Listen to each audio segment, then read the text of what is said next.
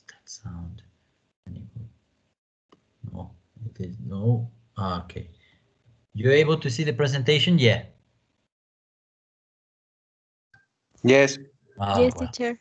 Well, I'm gonna make it short and sweet. Okay, I don't want this to happen again.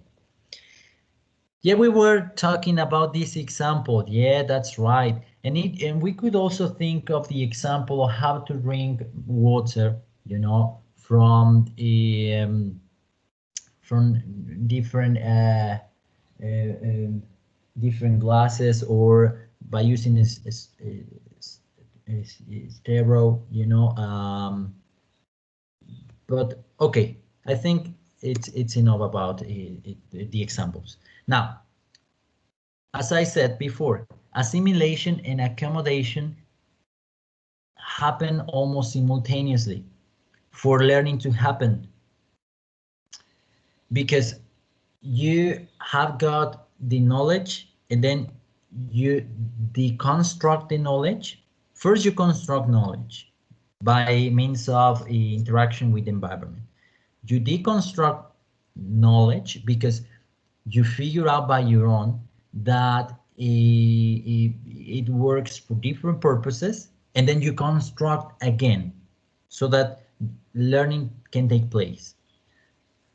The moment you identify this is a new piece of information for you, you need to you feel, well, there is an equilibrium process because it works for a purpose, and you say, well, you state this is for you know, opening bottles.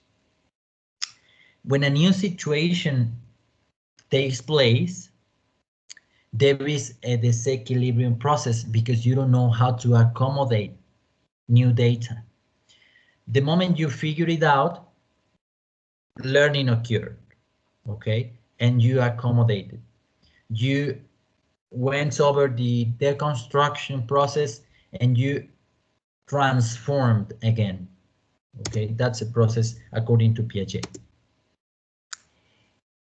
Whenever you learn something, it's because you faced problems, okay? Problems in life, or problem solving, or problems for your cognitive development. You take action, and finally you have a learning outcome. It's a process between the world around you, around children, the environment, the atmosphere, and what happens to you, your perceptions of life, your perceptions of world, your perceptions of the environment. Those are your problems, okay? It's your dimension of reality, which is something we also discussed. Learning as an active process. Well, learning takes place by means of exploration. Then, you know, there is this very important stage for playing, and then talking things to others. Once we are understood. However, Piaget didn't focus on the other peer, you know, on adults. It was more the environment. Vygotsky started shedding light on adults, on a more knowledgeable peer, and on the interaction that takes place between the child and the more knowledgeable peer. But for Piaget, you know, doing and talking, exploring and understanding happen simultaneously. It's just like when you are doing something with your hands, you know, you're trying to shape, let's say, a figure, and you're talking at the same time. Okay, this goes here, and I'm gonna place it there, because I don't know if you got this feeling, but you are listening to yourself. Is the inner speech that Vygotsky is gonna take, you know, from Piaget to social constructivism. Well, an example of exploration. It's very straightforward. A child playing with something using their hands, using their senses. And another way of exploration, if we think of language, could be the conversation with others, but without focusing on interaction, just the action of conversation. According to Piaget, in order to construct knowledge by your own, you need to go through different stages of development. Okay, these are the stages. The first one is the sensory motor. The second one is the pre-operational stage. The next one is concrete operational, and finally, formal operational stage. If you take a look at the picture, you will see how physically, each stage differs, the difference between physical development and also cognitive development. Let's take a look at each. For the first stage, which is from birth to 2 years old, the child learns to interact with the environment by using their hands. Okay. And the next one, from 2 to 7, the child's thinking is reliant on perception, and they gradually become more and more capable of abstract thinking, logical thinking, systematization. On the whole, this stage is characterized by selfishness, self-centeredness, and a lack of logical thinking because of this egocentrism. For the next concrete operational stage, we could say that this is a turning point from 7 to 11 years old, because they begin to become more logical, just like adults. Okay, of course, with different characteristics, because they're still children. They develop the ability to apply logical reasoning in several areas of knowledge at the same time. They can't generalize their understanding. And finally, the formal operational stage from 11 and on, from 11 years old towards. Children are able to think beyond the immediate context in more abstract terms. They are able to carry out logical operations, deduction, reasoning, systematization, and they achieve formal logic. This is according to Piaget. We will see how, stages of development differ from Vygotsky's sono-proximal development and Brunner modes of representation. This, let's say, these stages have been controversial because of the chronological and biological age, and for more implications. Here you have the developmental phenomena for each of these stages, from anxiety, egocentrism, mathematical transformation, and reasoning. Some conclusions for active learning. Well, there are 4 stages in the development of children. Those stages are based on chronological age. Okay, something to bear in mind. Each stage has got specific characteristics. You cannot move from one stage to another, according to Piaget.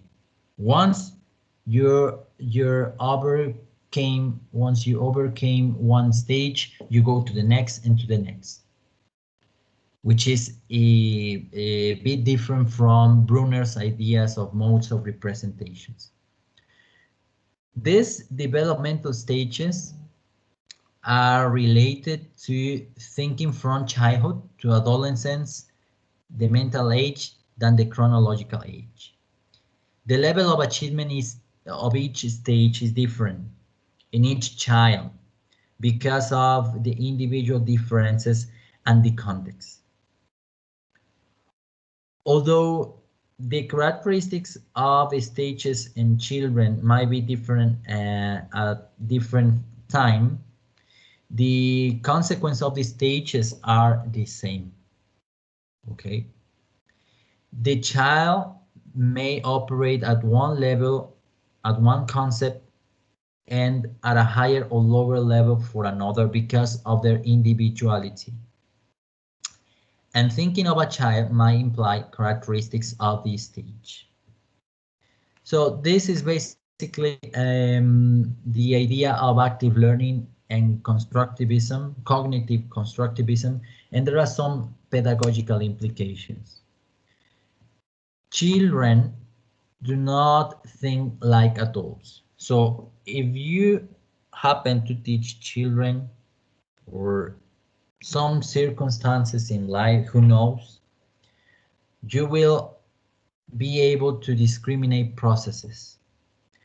If you happen to teach young adults or adults, you might be ready to make decisions and to take into consideration the student's schemata in order to plan your lessons, and not lessons but activities.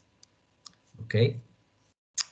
Now, I strongly recommend thinking of this active learning theory when managing the classroom. Okay, when carrying out a needs analysis. Before you're teaching, you need a needs analysis, and then you decide the kind of approach which best suits the context, and you will be able to plan your classes. But we are still, working on different approaches and methods and post methods. I would say we are this day and age facing the post method for language learning and teaching. We are still coming back to Piaget, believe it or not, and we are still coming back to Vygotsky and Brunner and Krashen.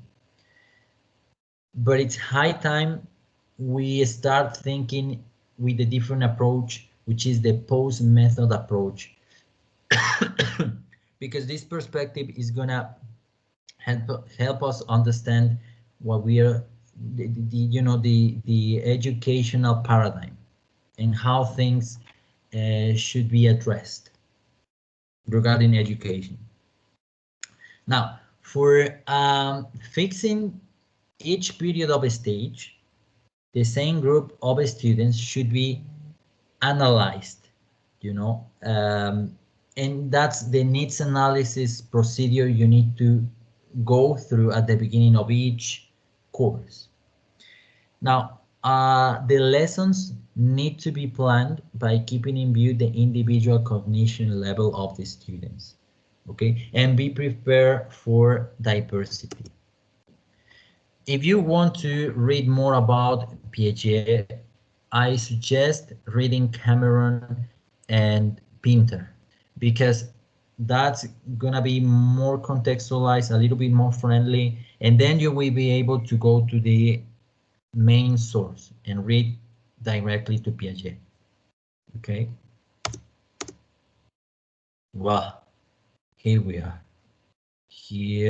Okay. So this presentation regarding active learning, constructivism, was for you to have the basis of a pedagogical implications. Okay, remember that the main purpose of the course is to understand both processes for our own learning and for our potential teaching. if we are to become teachers, we should understand, you know, how these theories merge and how these theories evolve. First, we started with Piaget because that's the not chronological order, but rather it's the sequence in which we are situating education stages. You know, um, as I said, we are trying to understand this post method stage, and I think this is the order we should go over the scholars and over the theories. For the next session, we're going to check Vygotsky's and Brunner. Okay, so my invitation to join for this online meeting by Microsoft Teams was titled Social Constructivism. That was my mistake because I got confused. It was constructivism, only constructivism, no social. But anyways, I hope you can understand. And the technological problems, well, we need to get used to them. It's a digital divide, but I appreciate it for your patience and for staying and for being here. Okay, I think we can stop the session now by listening to your questions, queries, participations, contributions, or comments. So please, does anybody want to start? Any comments? Nancy Ramirez or anybody else? Any volunteer? Yeah, Anna, I know you want to share something with us. Well, at the start of the lesson, I was thinking that, well, I've read a lot about teaching this semester, and there was a part I read that pronunciation is very important when teaching children because they're actually pretty good at imitating the sounds. So if the teacher is not like good at pronunciation, they're likely to um, to learn that pronunciation. Well, you're right, Anna, you're totally right. But you know something, there are certain strategies that teachers employ. Um, of course, your commitment is with your language proficiency, and you need to train yourself to keep on learning all the time and certify your language and to work on your pronunciation skills, your speaking skills, and your literacy skills, etc. But but the most important thing, you know, it's the input you provide with.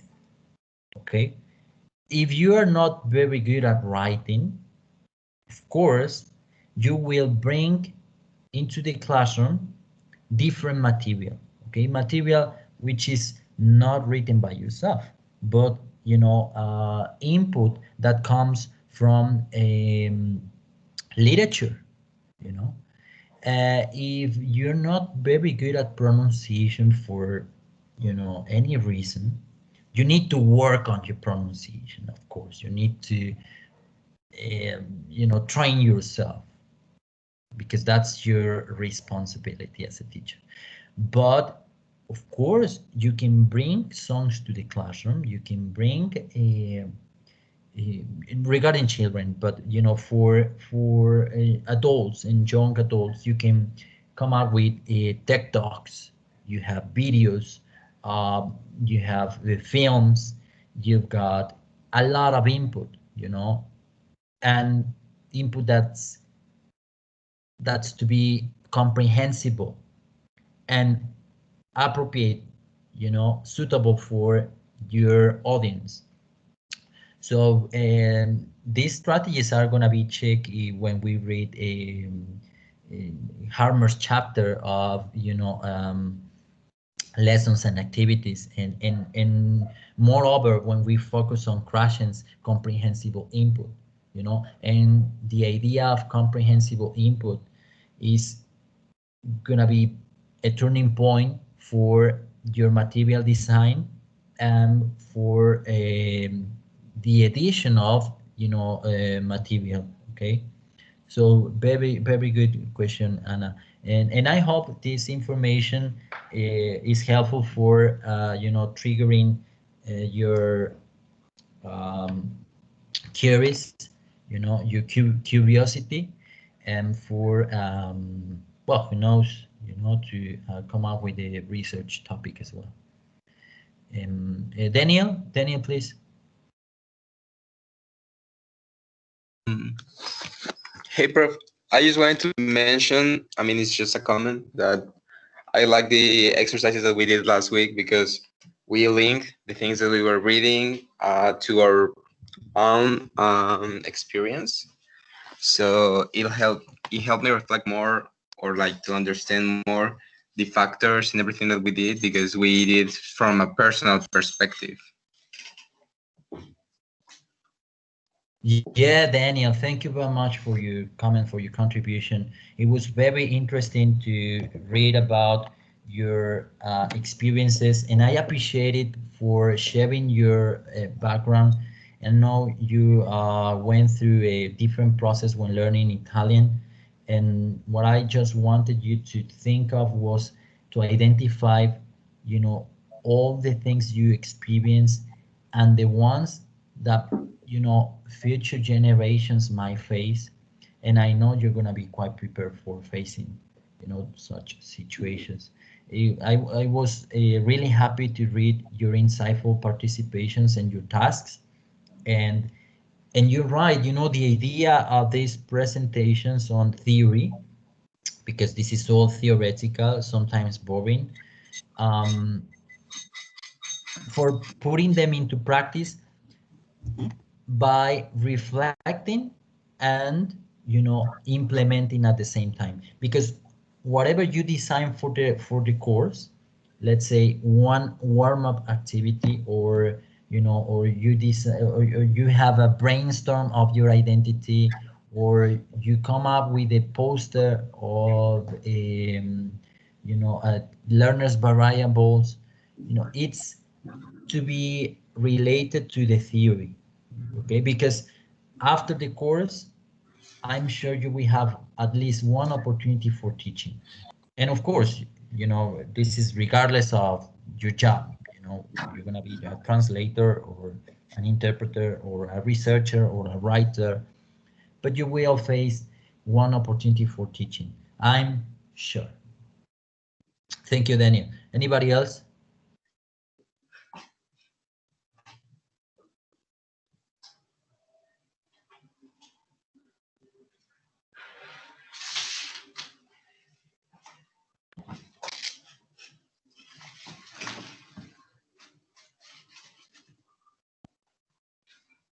No, no, no, really. Well, now, I sent you an email. I sent you an email. In this email, you were able to check everything we have done so far. It's been a video on how language may shape the way we think. We also carried out a chart on the importance of learning English. You participated in the introductory forum, for introducing yourself, and also in forum number 3 for reasons for studying English, if you can remember, in your context. We also carried out an activity in forum 2.1, why people learn languages. You came up with a comparative chart for 2 different contexts, EFL and ESL. And I think this was really insightful for your perceptions regarding language learning, language acquisition. And you got a brainstorm that represented your learner identity. And you also came up with an explanatory chart with all the factors, or the most relevant factors, that may affect learning. For the next week, what you need to do has already been sent by email. It's conditions for learning activity, which has to do with classroom management and everything we have discussed, and the teacher's roles. Okay, now that you know this theory of Piaget, active learning, and that you have shed light on the teachers and learner variables, well, identify the roles of the teacher and put it into practice there. Okay, what are the roles of a teacher? Okay, and create an infographic. This is for October 14. Okay, October 14 is I think it's Wednesday. Let me check. Yeah, Wednesday, October 14. I'm gonna be checking that on Professor, Wednesday. Yeah, yeah. um, it's well, in the well, you shared a link with us to see our scores so far, Yeah. but that link, well, I don't know if it's only my problem, or but that link doesn't work for me. Doesn't work. No, you're not there? I mean, I have the link, but it doesn't show me anything. Ah, okay, okay. Well, I will send it again today. Thank you for letting me know, Alice. I will send the link. Huh? And, I will take advantage of that email to share the link of the documentary I told you about it's about language phenomena, and how social interaction is a factor that affects language, okay? So two links, evaluation and the documentary, okay? Thank you. Thank you, Professor. Yeah, thank you. Yeah, well, okay. Yeah, you have the sorry, I lost my train of thought again. The infographic. Yeah, for Wednesday. I will check it on Wednesday. On Friday, we're gonna meet again online, and we're going to check social constructivism this time. Social constructivism and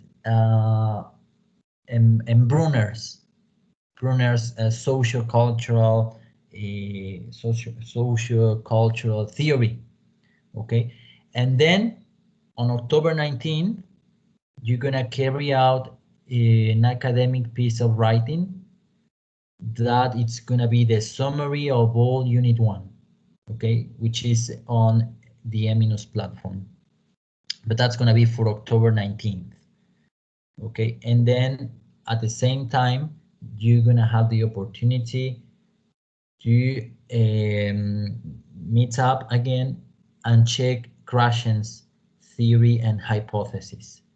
Okay, and then we'll start with Unit 2 with speaking and vocabulary. Okay, I think we are doing well. What about the others? Are you able to see the evaluation sheet I shared? Yes, Yes. I Yeah. could. Teacher. Oh, well, okay. Well, I'm gonna be sending you an email, Alice, only for you. Okay. And I'm gonna be sending you the documentary link. It's on there on YouTube. Okay. Any questions? Does anybody have a Well, question? I just I don't understand what does it mean in the link of the Excel worksheets. There are a part that it says model. I don't remember very well, but Yeah. it says I tell you what, I'm model. gonna share it. I'm gonna share it. Wait, I got it here. Here it is. Can you see now the sheet? Yes, teacher. Yes, teacher. I mean what it says model unit No, 1 and 6 are I can't see anything that says um, on the others. I don't know. worksheets? No. Just focus on evidence development. Okay. All the others are just for me. No, don't worry. It's this one, evidence development here. Okay? Yes. This is the one. Yeah, this is sort of thing, video, chart, mind map, forum, chart, brainstorm, explanatory chart, Padlet, infographic, and essay. Your response paper. Teacher, Student. I can see the document, but the grades don't show up for me. Let me see. What's your name? I'm sorry. Jasmine, Jasmine. What's your surname? Sanchez. And are you able to see what I'm sharing the screen? Yes, Well, here you are, Sanchez. It's here. I don't know what happened, but you're him. Check it. Jasmine. yes, Sanchez. Can you see? yes. Thank you. Yeah. Okay. Wow. I'm gonna stop sharing this. Okay. Well, does anybody have more questions about the presentation? No, not really, right? No, no, prof. Yeah. Well, I knew it because you're so intelligent. And I'm sorry for this, distraction but it's the digital divide. Yeah, it happens. Well, please work on your activities for next week. I'm gonna be sending you the link, okay, in a couple of minutes. And please watch it. It's very interesting. I promise. It's very interesting. It's feral children. Feral children because they had no social interaction at all. Something which is really cruel, but something that some linguists, psychologists, and psychiatrists dreamt of, for research. So it's very interesting. Okay. Well, thank you for your time. Thank you for your patience, for being here, for your hard work, for your critical thinking, insightful contributions. I know it took a lot of time, but it was worth it. Thank you. I appreciate it a lot. Have a lovely weekend. Take care. Thank you, Professor. Thanks for the presentation. Thank It you, was very Professor. interesting. Thank you. Thank you. Thanks. You- Okay, And we'll thanks keep to in you, touch. teacher. Thank you, teacher. Thank you. Thanks a lot. Take care. Teacher. I'm gonna stop recording. Okay.